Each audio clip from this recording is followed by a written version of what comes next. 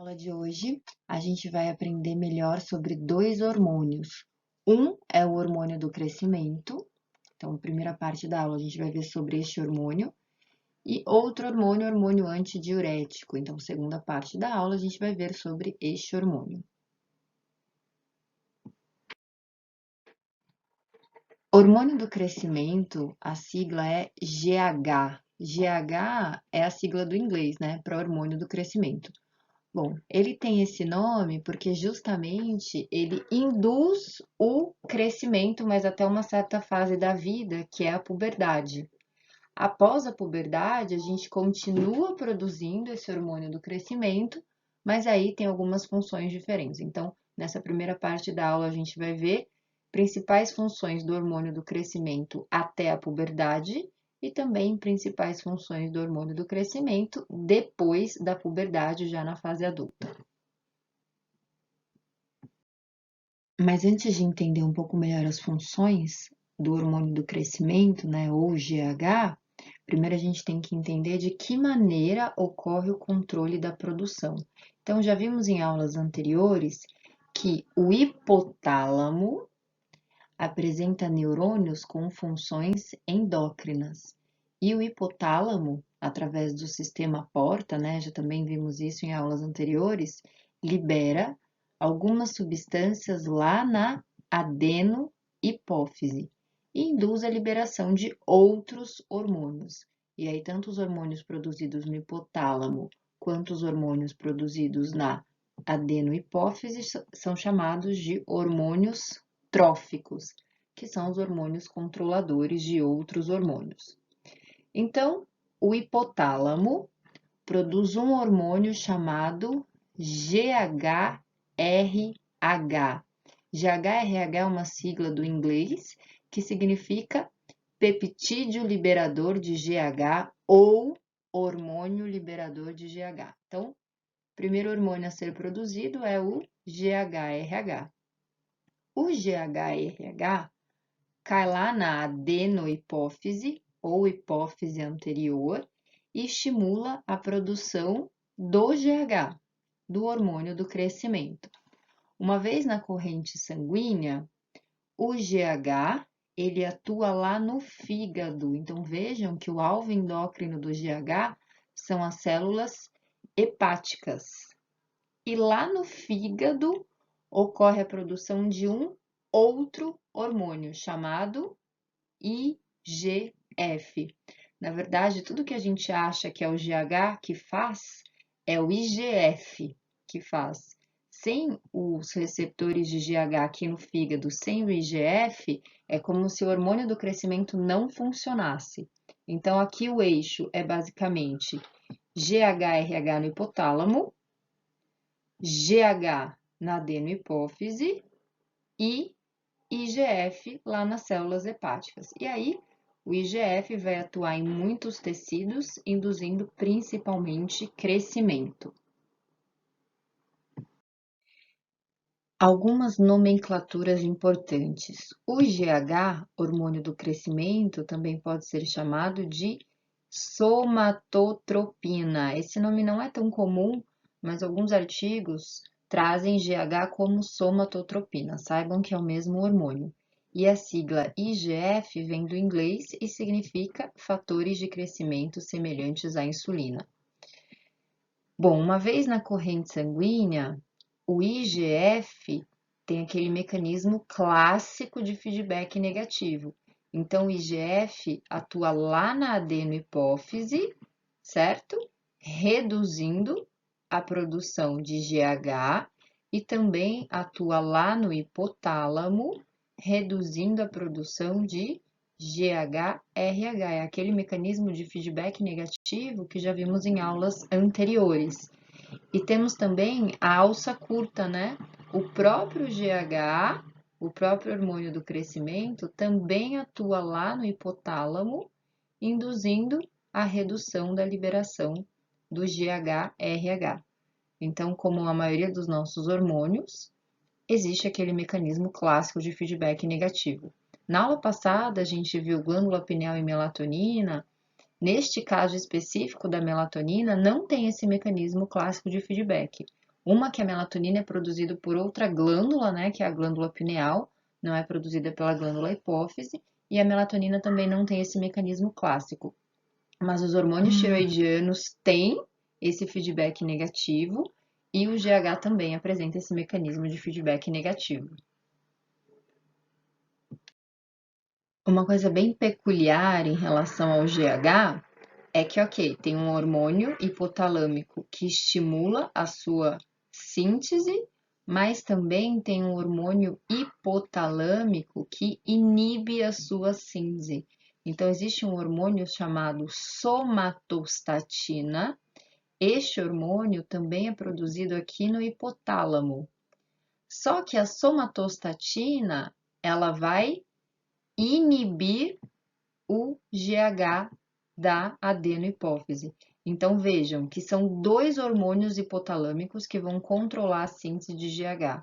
O GH-RH vai estimular a produção de GH e a somatostatina, por sua vez, vai bloquear a produção de GH. Esse slide eu já mostrei para vocês em aulas anteriores. Então, aqui a gente tem os hormônios hipotalâmicos que controlam a produção dos hormônios da adenohipófise. Em relação à aula de hoje, é esse eixo aqui, né? Então, temos GH-RH estimulando a síntese de GH. GH lá no fígado, estimulando a síntese de IGF, e o IGF, por sua vez, atuando em muitos tecidos. Vejam que tem também uma ação direta do GH em muitos tecidos. Então, o GH, ele exerce suas funções indiretamente via IGF, a maioria das funções é exercida via IGF, mas as nossas células também podem ter receptores do próprio GH. E aqui, ó, no hipotálamo, temos também a somatostatina, que bloqueia, neste caso, inibe a produção de GH pela adenohipófise. O GH ele é liberado principalmente durante a infância e adolescência, e conforme o próprio nome do hormônio já diz, né, hormônio do crescimento, ele promove o crescimento até a puberdade, né, até a fase mais ou menos da adolescência. Uma coisa muito importante é a seguinte: o GH ele é liberado na corrente sanguínea. Para que se tenha de fato os efeitos do GH, os receptores deste hormônio eles precisam estar intactos, né? Receptores estão lá nas células-alvo. De nada adianta produzir o hormônio e não ter adequadamente o receptor funcionando. Esse artigo que eu trouxe para vocês mostra algumas alterações no crescimento de algumas linhagens de camundongos ou com secreção alterada de GH ou com alguma mutação no receptor de GH. Então, vejam aqui, ó. Esse ratinho aqui, na verdade é um camundongo, né? Esse camundongo aqui, ele apresentava uma mutação no receptor de GH. Então, ele não cresceu adequadamente, né? Vejam o raio-x dele aqui, vejam a ossatura, também não se desenvolveu adequadamente. Esse outro ratinho aqui, ele tinha uma mutação no receptor do GHRH. Então, ele não tinha adequadamente o efeito deste hormônio hipotalâmico. Isso também causou uma certa redução, né, no crescimento desse camundongo. Já esse camundongo aqui, ele não produzia adequadamente o GH, então ele também teve um certo déficit no crescimento. Esse aqui, WT, significa Wild Type. Sempre que vocês virem no artigo um camundongo Wild Type, quer dizer que é um camundongo controle. É um camundongo normal que não apresenta nenhum problema.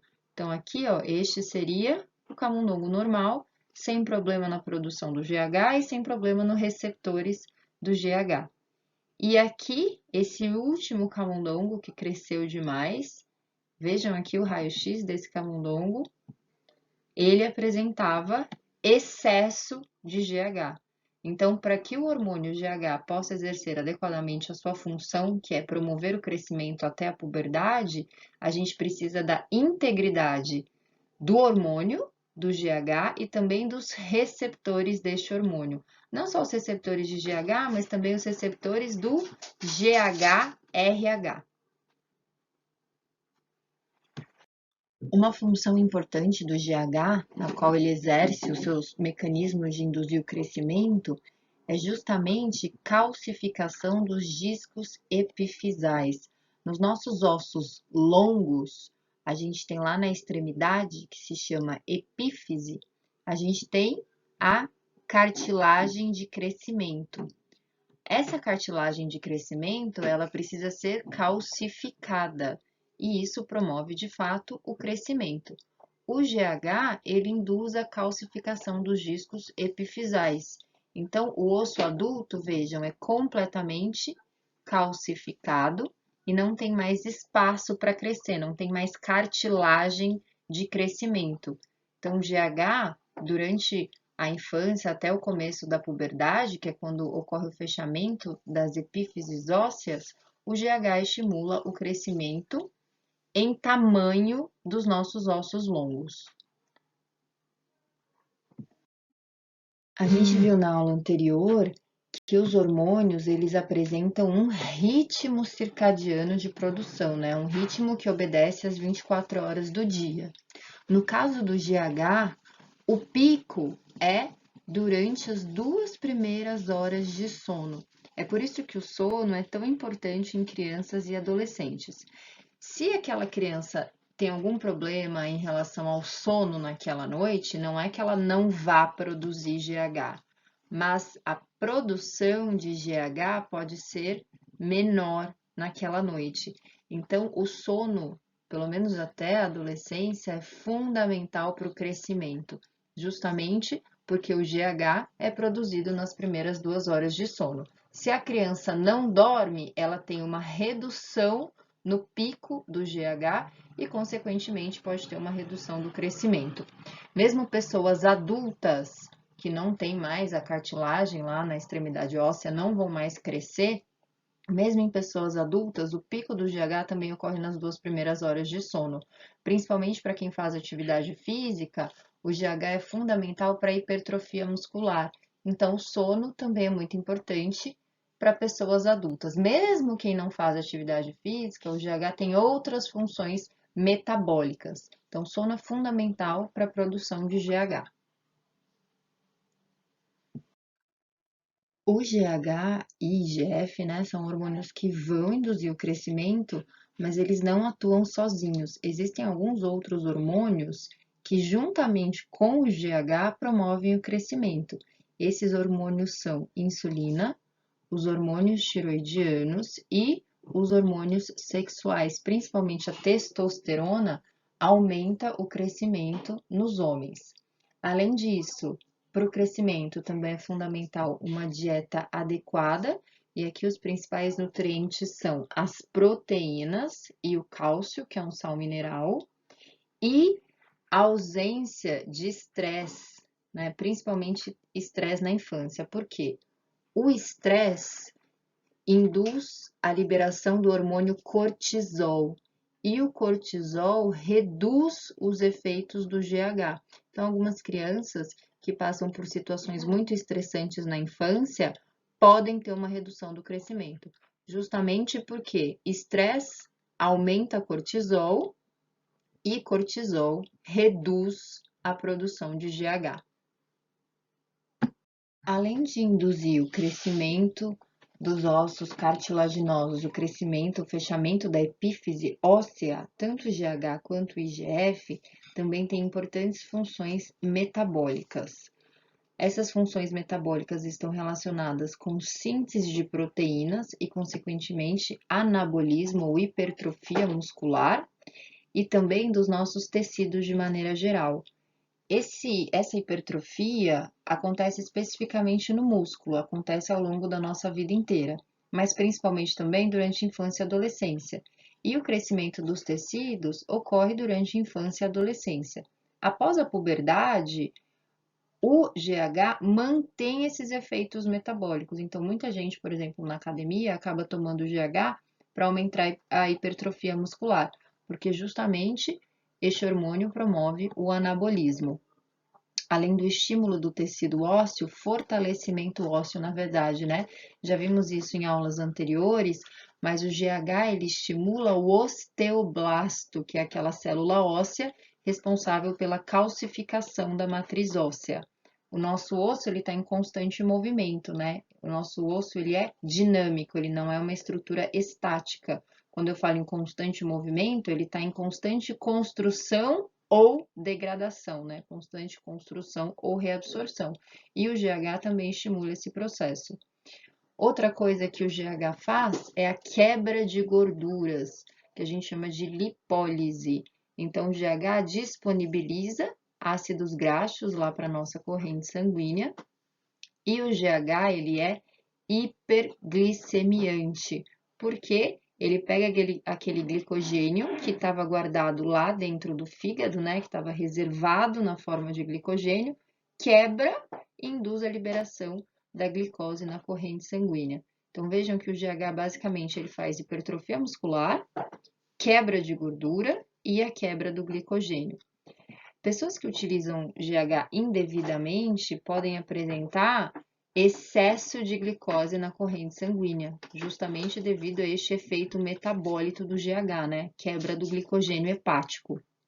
Além disso, pessoas que utilizam GH indevidamente também podem apresentar hipertrofia do músculo cardíaco, porque na verdade o GH causa hipertrofia dos nossos músculos de maneira geral. Se a gente parar para pensar, o coração também é um músculo. Então, se a pessoa toma excesso de GH, pode desencadear problemas cardiovasculares devido à espessura das paredes do coração. Então, de maneira geral, até a puberdade, o GH causa principalmente o crescimento. Após a puberdade, a produção de GH está associada com fatores metabólicos. Uma coisa interessante que alguns trabalhos mostram é que a atividade física, principalmente a atividade física intensa, induz aumento da produção de GH alguns minutos após a atividade física. Então, um outro estímulo para o GH, além do sono, né, pode ser o exercício físico.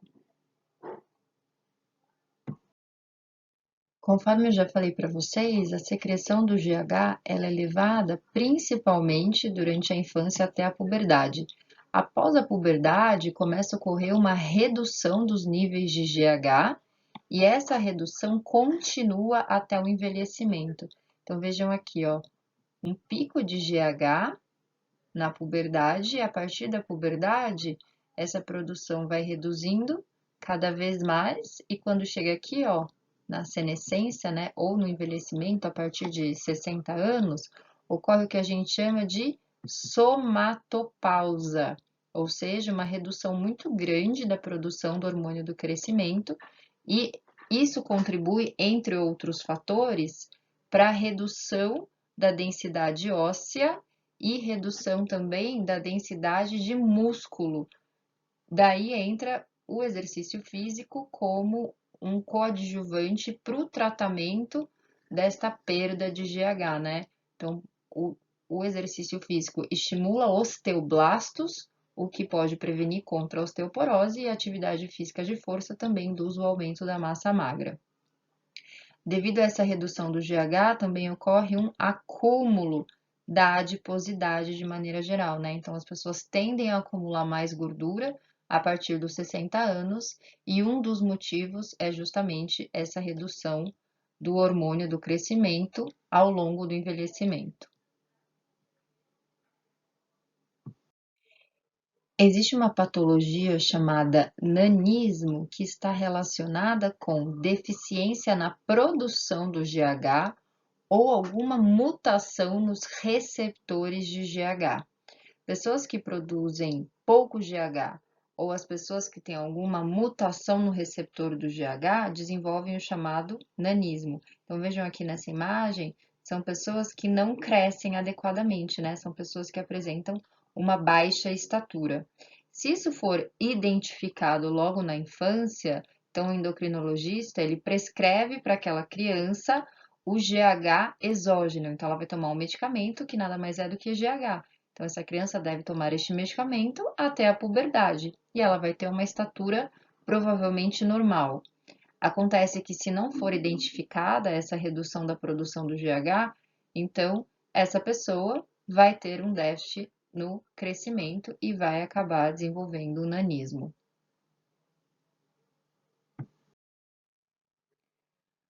Por outro lado, o gigantismo está associado a um excesso da produção de GH. Isso pode ser causado, por exemplo, por um tumor na hipófise. Às vezes, algum tipo de tumor na hipófise pode induzir a produção excessiva do GH. E aí, aquela pessoa vai desenvolver o chamado gigantismo. Mas uma coisa muito importante é o seguinte: só vai desenvolver gigantismo se essa produção excessiva de GH for durante a infância e adolescência. Se for após a puberdade, é uma outra patologia que eu vou mostrar daqui a pouco, mas não o gigantismo, né? Conforme eu falei, os nossos ossos longos, eles só têm crescimento até a puberdade. Então, o gigantismo é o excesso da produção de GH durante a infância e adolescência, geralmente causado por um tumor na hipófise.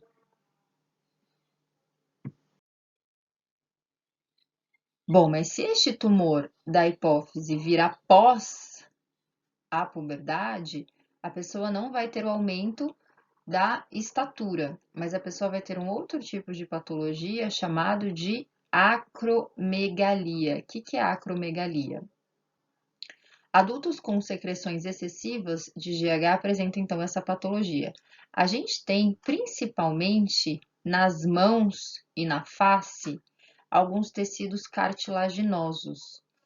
E com o excesso de GH acaba ocorrendo o crescimento desses tecidos cartilaginosos, que tem aqui, na verdade, cartilagem nas suas extremidades. Então, crescimento excessivo geralmente da ponta dos dedos. No queixo, a gente também tem cartilagem, acaba ocorrendo o crescimento do queixo, né? Chamado prognatismo. Crescimento do nariz, né? Na ponta do nariz a gente também tem cartilagem e crescimento das orelhas, né? Que são tecidos cartilaginosos. Isso é acromegalia. Acontece principalmente após a puberdade.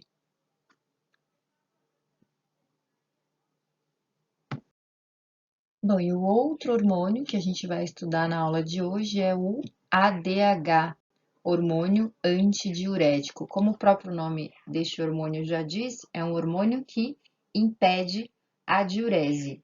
Este hormônio, ele causa vasoconstrição, ele reduz lá o calibre dos nossos vasos sanguíneos. Justamente por isso ele também pode ser chamado de vasopressina, porque ele também é um vasoconstritor.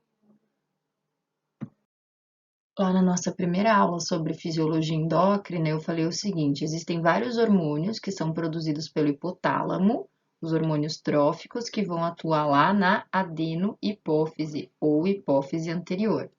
Mas existem dois hormônios especificamente que são produzidos no hipotálamo e eles são simplesmente armazenados na neurohipófise ou hipófise posterior. Então, a neurohipófise, ela não produz hormônios, ela apenas armazena os hormônios que foram produzidos pelo hipotálamo. O ADH, o hormônio antidiurético, é justamente um destes hormônios. Então, vejam que o ADH, ele é produzido no hipotálamo e armazenado na neurohipófise. E aí, quando um estímulo específico, que a gente vai ver daqui a pouco qual é este estímulo, quando ocorre um estímulo específico, o ADH é liberado lá na corrente sanguínea e o ADH, ele vai atuar especificamente nas células renais, chamadas de néfrons. Então, os receptores para o ADH estão lá nas nossas células renais, estão lá nos nossos néfrons. Vejam aqui nessa imagem, a gente tem a representação de um néfron, que é a nossa célula renal. O néfron tem uma regiãozinha chamada de ducto coletor. Qual é a função deste ducto coletor? Se a água estiver aqui dentro deste ducto, ela pode ser enviada para a urina, né? Ela pode ser excretada através da urina. Mas essa água aqui do ducto coletor, ela pode voltar para a corrente sanguínea. Quando a água passa do ducto coletor de volta para a corrente sanguínea, a gente chama de reabsorção da água. O ADH, o hormônio antidiurético, ele promove justamente isso. Ele faz com que a água passe do ducto coletor de volta para a corrente sanguínea, aumentando o nosso volume sanguíneo e reduzindo o nosso volume urinário. O mecanismo é basicamente o seguinte: quando a gente tem redução do volume sanguíneo, ocorre aumento da liberação do ADH, do hormônio antidiurético. Este ADH atua lá no ducto coletor do rim. Então, o ducto coletor do rim tem receptores para ADH. E o que o ADH vai fazer? Vai inserir aquaporinas. O próprio nome já diz, né? São poros de água. São poros por onde a água passa de volta lá para a corrente sanguínea. Então, com a inserção dessas aquaporinas lá na membrana do ducto coletor, ocorre a reabsorção de água e a água volta para a corrente sanguínea. Então, vejam aqui nesse slide que na presença de ADH, na presença do hormônio antidiurético, a água, através das aquaporinas, ela volta para a corrente sanguínea. Então, aqui em amarelo é o ducto coletor e aqui em vermelho é a nossa corrente sanguínea. Então, a água, ela volta para a corrente sanguínea e o que acontece com o volume de água aqui do ducto coletor? Ele diminui. Sendo assim, a urina, ela fica mais concentrada. Então, na presença de ADH, a gente tem uma maior concentração urinária e um menor volume urinário. Urina mais concentrada, porém menor volume.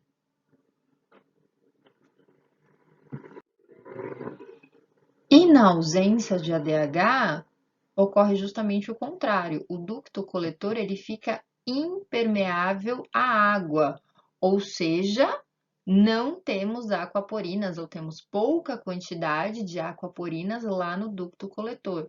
Sendo assim, a água ela não consegue voltar para a corrente sanguínea, ela fica toda aqui no ducto coletor. E aí essa água do ducto coletor, ela acaba indo para a urina. E aí teremos então uma urina mais diluída, e um maior volume urinário.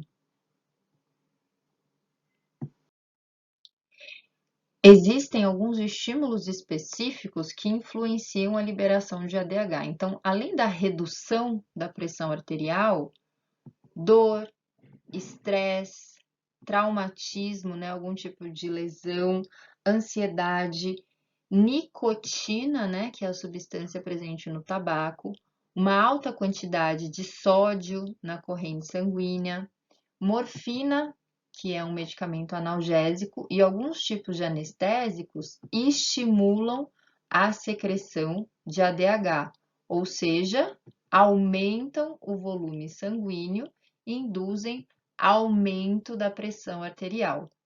Por outro lado, o álcool, ele atua lá na neurohipófise e o álcool reduz a secreção de ADH. Se temos redução da secreção de ADH, isso significa que temos um aumento do volume urinário e, consequentemente, sintomas de sede e desidratação. A ressaca causada pelo excesso de álcool no dia seguinte justamente se deve pela desidratação graças à inibição de ADH. Existe uma patologia chamada diabetes insípidos, que é uma patologia associada a uma alteração na produção ou na função do ADH ou vasopressina. Então, hoje, além da videoaula, conta como conteúdo também este artigo que eu vou mandar para vocês.